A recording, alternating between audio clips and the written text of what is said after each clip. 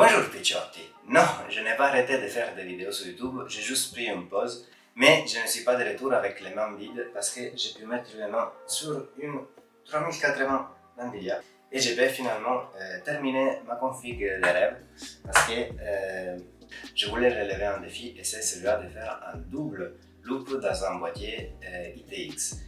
Or, celui-là, vous pouvez dire, Pika, c'est pas vraiment un boîtier ITX.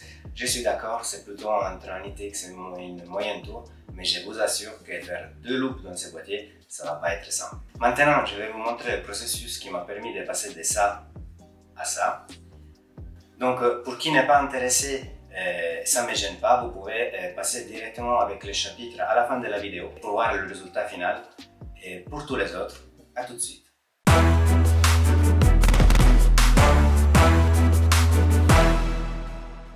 Pour passer à du water cooling custom, il faut positionner tous les éléments qui font partie du loop.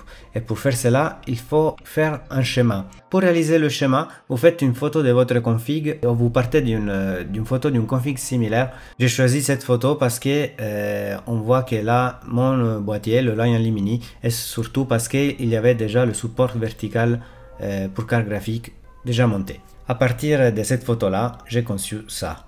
Dans ce schéma, on voit bien qu'il y a deux loops, un en vert pour pouvoir refroidir la carte graphique et un en rouge pour le processeur. Comme vous voyez, avoir une image, ça aide à bien visualiser ou positionner les éléments. D'ailleurs, j'ai choisi ce type de schéma pour éviter le croisement entre les tubes. Comme vous voyez, les rouges vont d'un côté et les verts vont de l'autre. Autre chose que je vous montre, c'est que j'ai choisi de positionner les deux radiateurs en façade latérale et un autre en bas. C'est celui-là en bas, il faut voir si j'ai la place pour le faire. Pourquoi ça? Parce que je veux que les deux radiateurs ils ramènent de l'air froid de l'extérieur et l'air chaud soit juste après éliminé par des ventilateurs positionnés dans la partie supérieure du boîtier. Si je ne faisais pas ce choix, on avait un déséquilibre entre la carte graphique et le processeur parce qu'un de deux ça aurait été plus chaud par rapport à l'autre. Dernière chose à vous signaler, les pompes, j'ai décidé de les positionner en bas à droite très simplement parce que c'est le seul endroit où j'avais de la place. Voici ma config à l'état actuel. Je suis désolé pour le reflet, on voit bien ma toute nouvelle 3080 Founder. Ce qu'on va faire, c'est installer le support vertical pour carte graphique pour voir si j'ai la place pour installer un radiateur en bas. Donc ça, c'est le support pour carte graphique PCI 4 de Lion Lee qu'on va, voilà, avec son câble PCI 4 qu'on va remplacer à la place de celui-là d'origine pour pouvoir monter la carte graphique de façon verticale.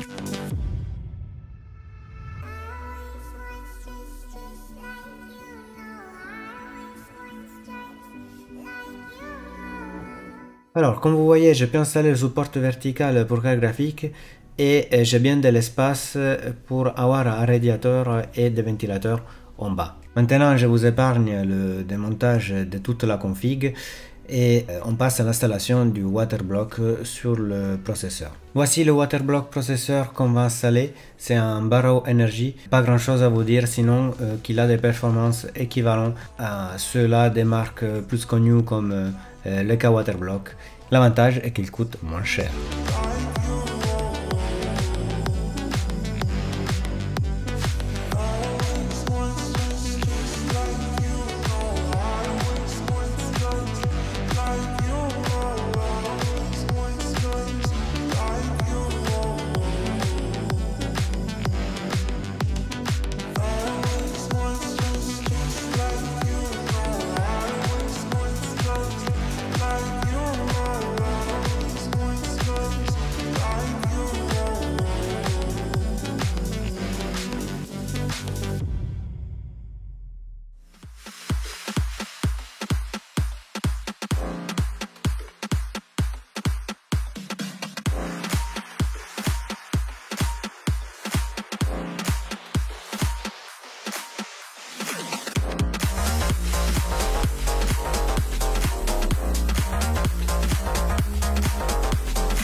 Une fois monté le waterblock sur le processeur, il faut réinstaller la carte mère et rebrancher tous les câbles.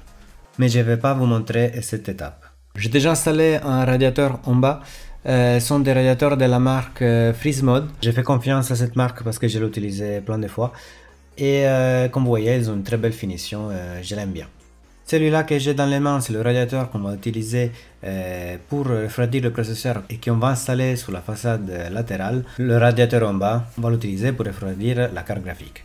Donc on passe à l'installation des ventilateurs sur le radiateur du bas et après on va faire le même pour le radiateur en façade.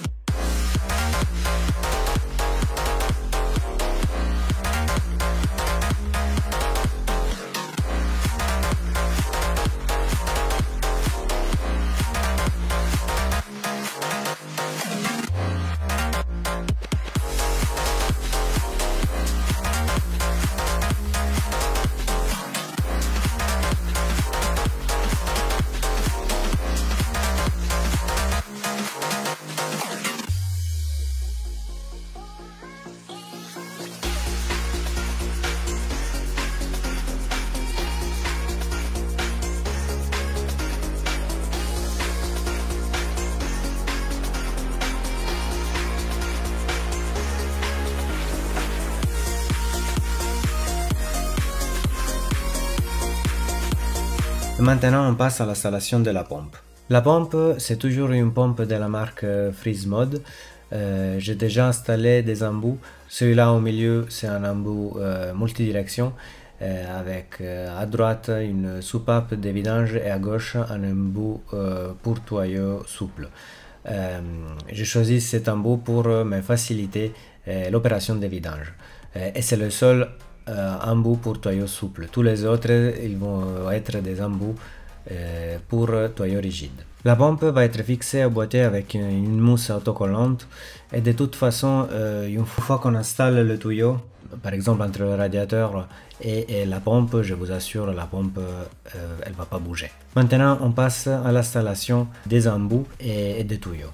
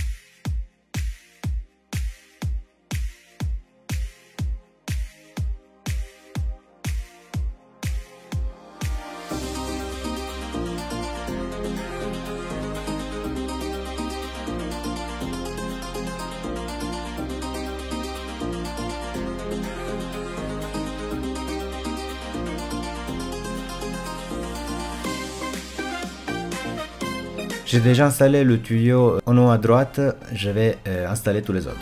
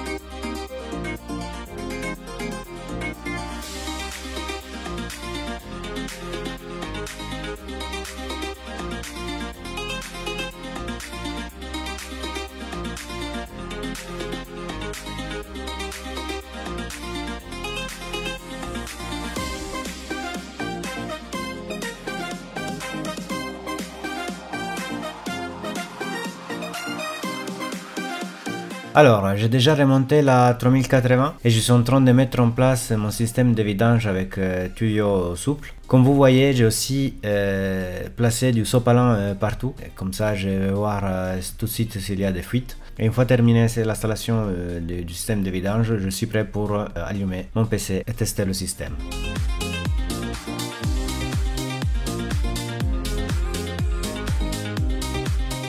J'ai démarré mon PC mais j'ai oublié d'allumer la caméra, je suis vraiment désolé. Je suis déjà en phase de remplissage du réservoir et maintenant vous allez voir le liquide sortir du radiateur vers le réservoir dans le tuyau en haut à droite.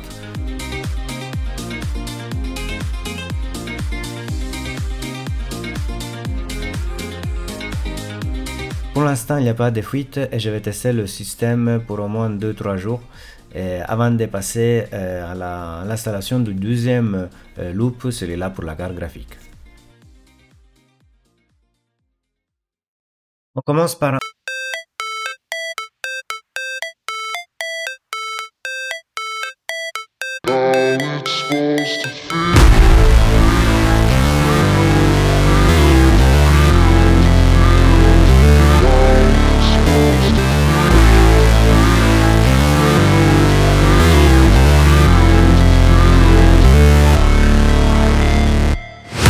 Never break, always fight, never quit, do it right, play the game, win it life, have no shame, there's no time, feel the pain, live the grind, I could change, in my mind, pick a lane, commit and climb, the only way to win it life.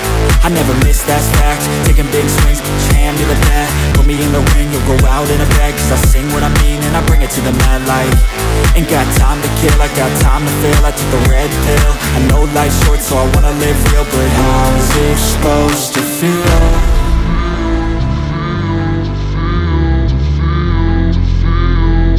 How's it supposed to feel?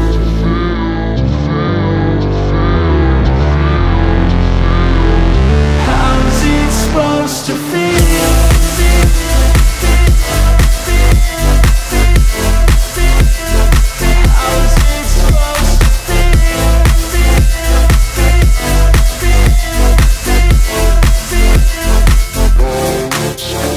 They wanna say my name, but they holding back. They wanna say they hate, but they know it's cap. I ain't play no games, I just do that's fact. And I don't feel no shame, it's a mood you lack. I go crazy, nah, but I ain't lazy. Track after track, I work on this shit daily. Pass me the jack, right as fuel, got me hazy. About to unpack all these things I've been chasing. I've got visions in my head, like memories after death. To be a legend instead of something you can forget. I'm living up every breath, I'd rather lead than be led. I'll fill the seats as I spread with every word that I've said.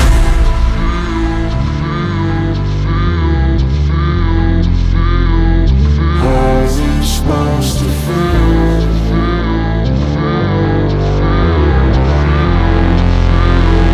How's it supposed to feel?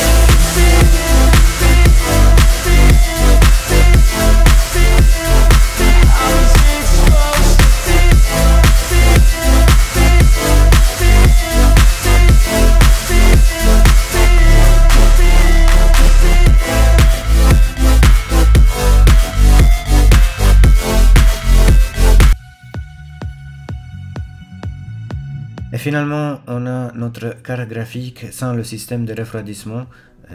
Franchement, elle est super petite, beaucoup plus légère. Maintenant, je vais vous montrer le waterblock que je vais installer sur cette carte. Le waterblock, c'est un waterblock Bixkey, moins cher par rapport au EKW ou d'autres marques. Ça coûte quand même 100 € et il est délivré avec un backplate. Même s'il coûte moins cher, je vous assure, il permet d'avoir de très bonnes performances et un très bon refroidissement. Alors, je viens d'installer les pattes thermiques. Maintenant, il me reste à mettre la pâte thermique. Je vais utiliser la technique à étoile.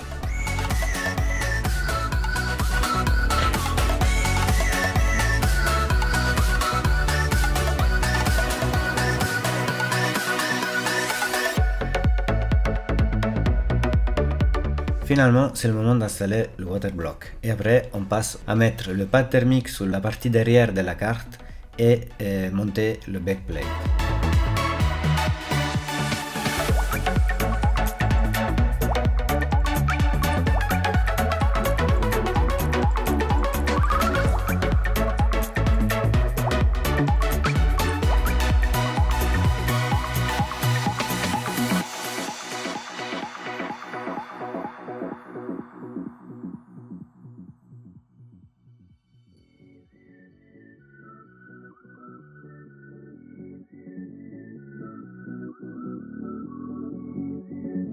Voici les pads thermiques installées sous l'arrière de la carte. Maintenant, il me reste à installer le backplate.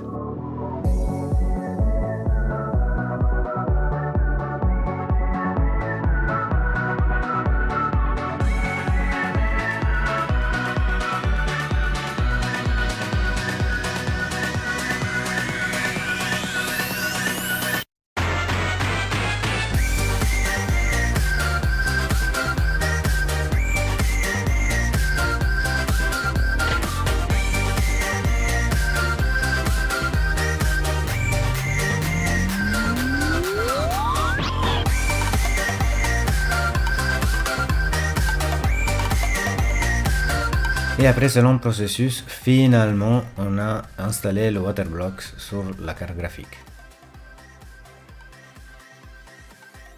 Avant d'installer la carte graphique, il faut installer d'abord la pompe. C'est une pompe Freeze Mode qui a exactement la même configuration avec une soupape de vidange et un embout pour tuyau souple comme celle-là utilisée pour refroidir le processeur.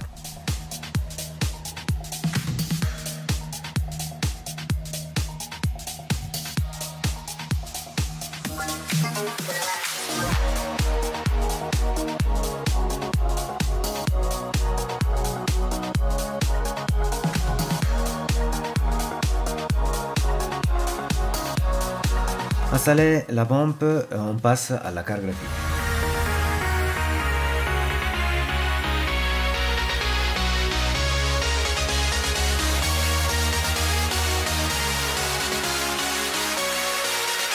On passe à l'installation des embouts et des tubes.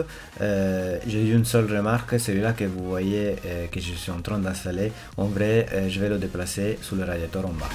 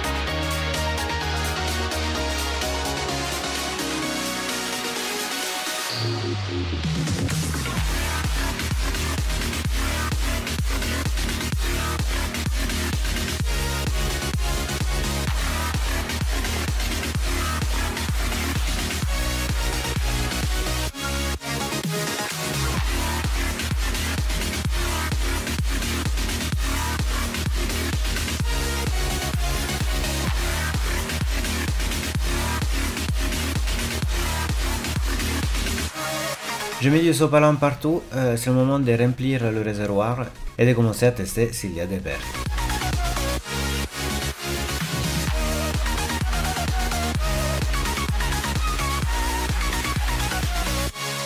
Cette fois-ci, je n'ai pas oublié d'allumer la caméra. J'allume le système et malheureusement, comme vous voyez en bas à gauche, il y a une perte due à l'embout montré sous la flèche. Donc je suis obligé à éteindre le PC pour fixer le problème.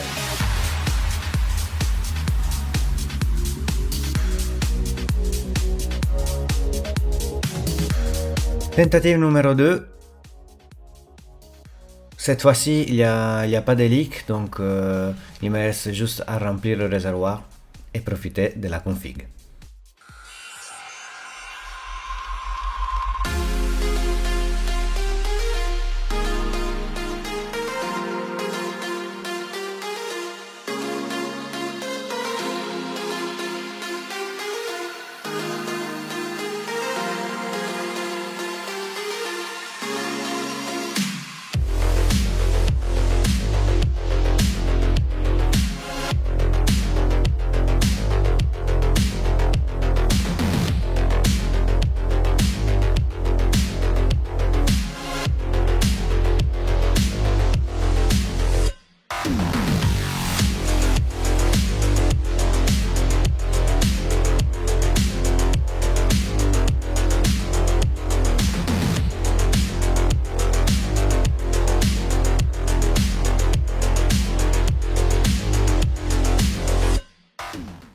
Alors, comme vous voyez, c'est nuit parce que j'ai mis énormément de temps aussi pour monter ce loop. La première fois, quand j'ai dû démonter la config et monter le loop processeur, ça m'a pris 2 heures de travail. Pour celui-là, j'en ai eu encore pour 6 heures de travail. Niveau performance, pour le processeur, même si je suis passé d'un radiateur de 360 mm à un radiateur de 140 mm, les performances sont toujours les mêmes. Je vous expliquerai la raison de ça dans une autre vidéo. Au niveau de la carte graphique, j'ai perdu entre 10 et 15 degrés. Pour moi, c'est énorme, surtout parce que j'arrivais à 80 degrés avec la version Founder de la 3080. Quand vous mettez une carte graphique sous l'eau, souvent vous perdez entre 10 et 15 degrés. Ça, vous avez que des bénéfices. Et maintenant, c'est le moment de Pika Quiz. Pourquoi les couleurs choisies pour le water cooling sont le rouge et le vert? A. Ils sont les couleurs du drapeau de l'Italie. B. Rouge comme MD, vert comme Nvidia. C. Rouge comme Salamèche, vert comme Bulbizarre. D. Pourquoi pas? Et la réponse est pourquoi pas? Tous les 4 réponses sont correctes. C'est vrai que ça coûte énormément d'argent faire du water cooling et surtout faire un double loop. Je le fais très simplement pour avoir 2 couleurs différentes. Ne le faites pas pour gagner plus en performance. Ça coûte juste plus d'argent, vous n'en avez pas besoin. Il me reste juste une chose à vous dire.